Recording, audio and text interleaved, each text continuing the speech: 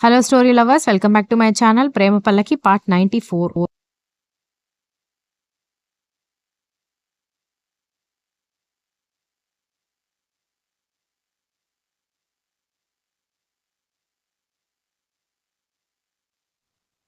దితి శక్తిని ఇంట్లో ఒక రకంగా సహనానికి పరీక్ష పెడుతూ ఆఫీస్లో మరొక రకంగా పరీక్షిస్తూ బాగానే ఆడుకుంటూ ఉంది.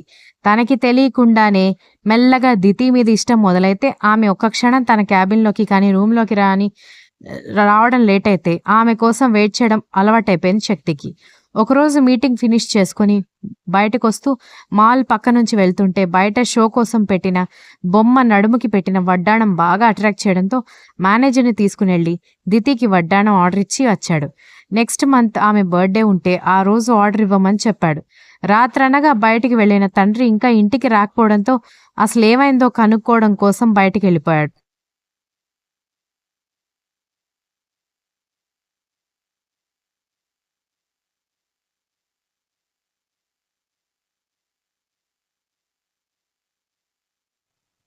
నిమిషానికి ఒకసారి ఏడిపించడం అలవాటైన దితి ఫోన్ చేస్తే శక్తి లిఫ్ట్ చేయకపోవడంతో మొహం మాడు పెట్టుకుని కూర్చుని తన వర్క్స్ చేసుకోవడం మొదలుపెట్టింది.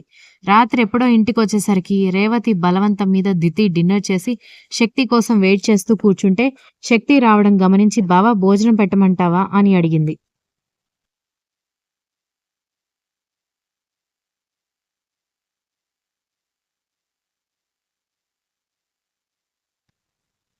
నాకు ఆకలిగా లేదు, ప్లీజ్ నన్ను డిస్టర్బ్ చేయకు అని మీటింగ్ రూమ్లోకి వెళ్లి డోర్ దబేలున వేసుకోవడంతో ఏమైందో అర్థం కాక దితి మధ్యరాత్రి వరకు శక్తి కోసం వెయిట్ చేసింది కానీ వెయిట్ చేస్తూనే ఇక నిద్ర ఆగక నిద్రపోయింది.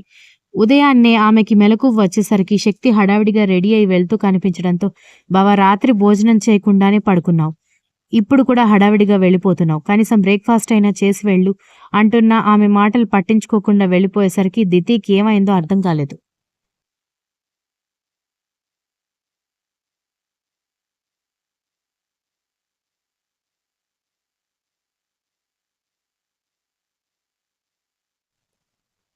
రేవతి కూడా కొడుకు హడావిడిగా వెళ్ళిపోవడం గమనించి కోడలి వైపు చూసి ఏంటే వాడేమీ తినకుండా వెళ్ళిపోతున్నాడని అనేసరికి నేను తినమని చెప్పానత్తా, కానీ అస్సలు నాకు ఆన్సర్ కూడా ఇవ్వకుండా హడావిడిగా వెళ్ళిపోయాడని చెప్పింది. హ్మ్, వాడొక పనిపురుగు, ఆఫీస్కి వెళ్ళేటప్పుడు లంచ్తో పాటు బ్రేక్ఫాస్ట్ కూడా తీసుకువెళ్ళి మీ ఆయనకి తినిపించు అనేసరికి అలాగే అత్తయ్య అని హాట్గా ఉన్న టిఫిన్ హాట్ బాక్స్లో ప్యాక్ చేసుకుని తను టిఫిన్ చేసిన తర్వాత ఇద్దరికి లంచ్ ప్యాక్ చేసుకుని మావయ్య గారు ఎప్పుడొస్తారో ఏమైనా తెలిసిందా అని అడిగింది దితి.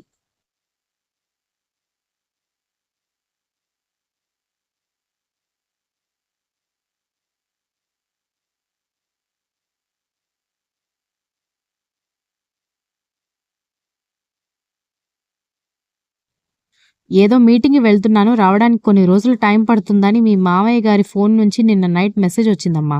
ఇదివరకెప్పుడు ఇలా వెళ్ళలేదు కానీ అర్జెన్సీ ఏమైనా ఉందేమో అంటూ ఆవిడ కిచెన్‌లోకి వెళ్ళిపోవడంతో దితి అయోమయంగానే క్యారియర్లు పట్టుకొని వెళ్లి కారెక్కి కూర్చోవడంతో డ్రైవర్ కార్ స్టార్ట్ చేశాడు.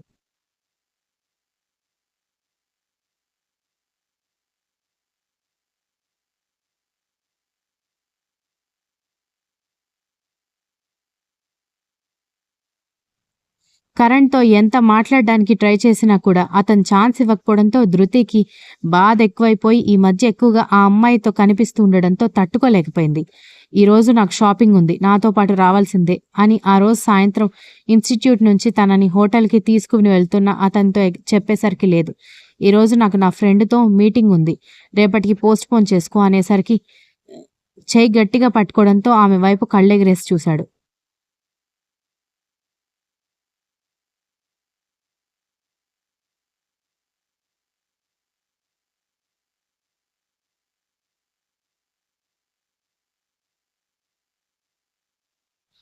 అంటే రేపన్నీ బందంట. మెయిన్‌గా సాటర్‌డే కావడంతో షాపింగ్ మాల్స్ ఓపెన్ ఉండవని నాకు ఇన్‌స్టిట్యూట్‌లో మా బ్యాచ్‌మేట్ చెప్పిందని అనేసరికి సరే వెళ్దాంలే, నేను తనకి రేపు మీట్ అవ్వమని చెప్తానని అనేసరికి ఊపిరి పీల్చుకుంది ధృతి.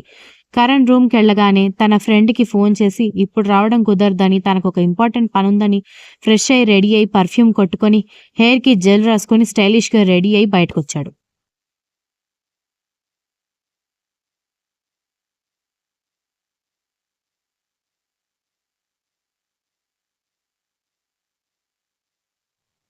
ధృతి బ్లాక్ జీన్స్ మీద cream colour floral printed short top వేసుకుని హెయిర్ వదిలేసి డ్రెస్కి కాంట్రాస్ట్గా ఉండే ఇయర్ రింగ్స్, రైట్ హ్యాండ్కి చిన్న సిల్వర్ కలర్ స్టార్స్ ఉన్న బ్రేస్లెట్, లెఫ్ట్ హ్యాండ్కి వాచ్ పెట్టుకుని మొబైల్ పట్టుకుని వెయిట్ చేస్తూ ఉంటే ఒక్క క్షణం ఆమెను చూసి మది గతి తప్పింది.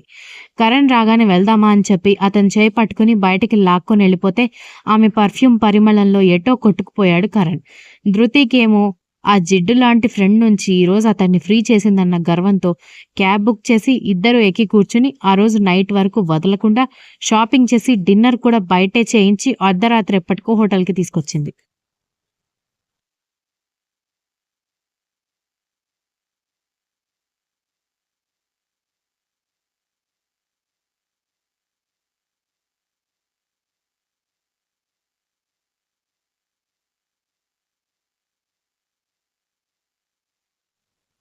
దితి ఆఫీస్కి వెళ్లి చిరాకుగా ఉన్న శక్తికి కనిపించగానే కాస్త మనశ్శాంతిగా అనిపిస్తే, నువ్వేం తినకుండా వచ్చావు బావా, కాస్త టిఫిన్ తిను అంటూ బాక్స్ ఓపెన్ చేసి హ్యాండ్స్ వాష్ చేసుకుని తినిపించడంతో రాత్రి కూడా తినకుండా ఇప్పుడు కూడా తినకపోతే ఆమెకి డౌట్ వస్తుందని తినిపించేదంతా సైలెంట్గా తింటే అతను గొడవ చేయకుండా తినేసరికి ఆమె మురిసిపోతూ హ్యాండ్స్ వాష్ చేసుకుంది. ఇలా బుద్ధిగా తింటే భలే ముద్దొస్తావు బావా అని టక్కున పెదవుల మీద ముద్దు పెట్టేసి క్యారియర్ తీసుకుని పారిపోతే ఆమెతో రోజు చిలిపి గొడవలు ఎంజాయ్ చేసే అతను ఆ రోజు ఎంజాయ్ చేయలేకపోతే తండ్రిని కాపాడుకోలేకపోతున్నందుకు చాలా అసహనంగా ఫీల్ అయ్యాడు శక్తి.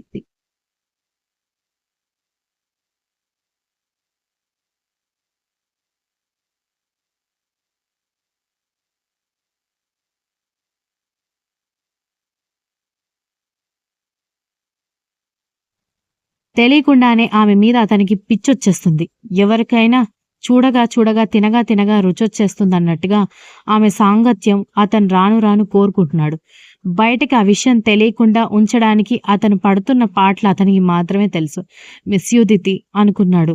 ఆ రోజు ఆఫ్టర్నూన్ దితికి కూడా వర్క్ ఎక్కువగా ఉండడంతో శక్తి దగ్గరికి రాక సాయంత్రం శక్తి వర్క్ ఉందని పంపిస్తూ ఉంటే వెళ్లే దారిలో ఆమెకి ప్రమాదమై తలకి కాలికి బలంగా గాయాలయ్యాయి.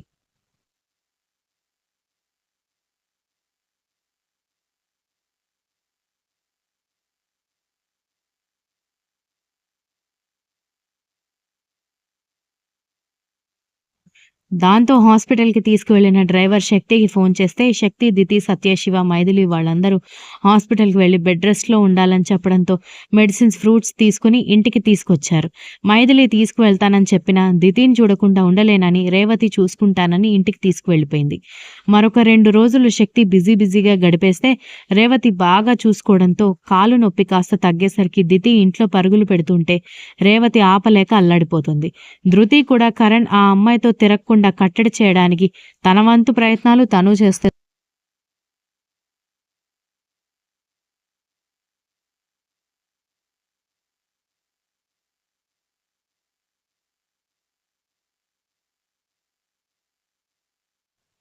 ఆ రోజు మధ్యాహ్నం లంచ్ ప్రిపేర్ అవ్వగా హాట్ బాక్స్ సర్దుతున్న దితిని చూసి, ఓ హలో మేడం, తలకి బిర్యానీ పొట్లంలాగా అంత కట్టు పెట్టుకొని ఇప్పుడు క్యారియర్ ఎవరికి కడుతున్నావని అడగడంతో మీ అబ్బాయికి కడుతున్నాను అత్తయ్య, ఇప్పుడు బాగానే ఉంది, ఇలాగే ఉంటే పేషెంట్ని అన్న ఫీలింగ్ వస్తుందని అనేసరికి శివనిచ్చి పంపించింది రేవతి.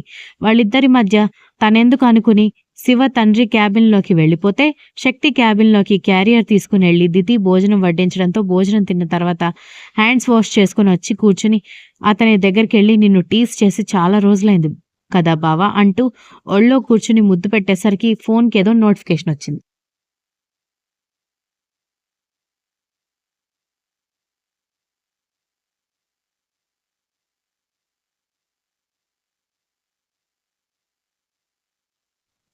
దాంతో ఆమెను నెట్టేసి, ఇంట్లో అంటే ఓకే గాని బయట కూడా ఏంటి నీ అల్లరి, ఆడదానివే కదా, అంత తొందరగా ఉందా అని శక్తి గట్టిగా అరవడంతో దితి కంట్లో నీళ్లు ఆక్కుండా బయటకు దూకితే తనేమన్నాడో అర్థమయ్యే శక్తి తల పట్టుకునేసరికి గబగబా క్యారియర్ సర్ది కళ్ళు తుడుచుకుని బయటకొచ్చి, శివ వెళ్దాం రా అంటూ మరిదిని పిలవడంతో ఆమెతో కలిసి బయటకు వచ్చాడు Shiva. Continuous. If you like the story please like, share, comment and don't forget to subscribe.